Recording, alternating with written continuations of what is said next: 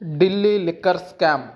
ఈ కేసు దేశవ్యాప్తంగా సంచలనం రేకెత్తించిన విషయం తెలిసిందే. ఇప్పటికే ఈ కేసుకు సంబంధించి బీఆర్ఎస్ పార్టీ ఎమ్మెల్సీ కవిత తిహార్ జైల్లో ఉన్న విషయం తెలిసిందే. అలాగే మనీష్ సిసోడియా, ఢిల్లీ ముఖ్యమంత్రి అరవింద్ కేజ్రీవాల్ లాంటి పెద్ద పెద్ద నాయకులు తిహార్ జైల్లో గడుపుతున్నారు. అయితే ఎమ్మెల్సీ కవితకు ఊరట లభించేది ఎప్పుడో తెలుసా?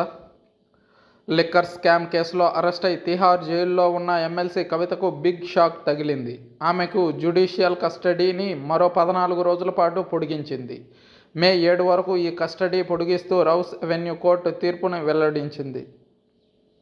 ఇవాల్టితో కవిత జ్యుడిషియల్ కస్టడీ ముగియడంతో వర్చువల్గా కవితను కోర్టు ముందు జైలు అధికారులు హాజరుపరిచారు. కేసు దర్యాప్తు వివరాలను కోర్టుకు ఈడీ అందజేసింది.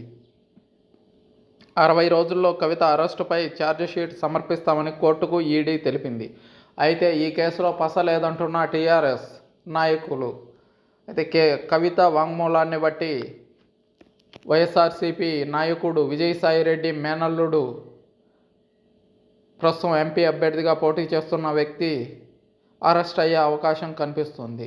కేవలం కవిత స్టేట్మెంట్ని బేస్ చేసుకొని ఢిల్లీ ముఖ్యమంత్రిని అరెస్ట్ చేయడం జరిగింది. ప్రస్తుతం లిక్కర్ స్కామ్ కేసులో తిహార్ జైల్లో ఉన్నారు ఎమ్మెల్సీ కవిత. ఇదే కేసులో మార్చి 15న ఈడీ, ఈ నెల 11న సిబిఐ అరెస్టు చేసింది. మరోవైపు రౌస్ అవెన్యూ స్పెషల్ కోర్టులో కవిత బెయిల్పై వాదనలు కొనసాగుతున్నాయి. ఇప్పటికే సిబిఐ కేసులో కవిత బెయిల్పై వాదనలు ముగిశాయి. కవిత బెయిల్పై తీర్పును వచ్చే నెల 2కు కోర్టు రిజర్వ్ చేసింది.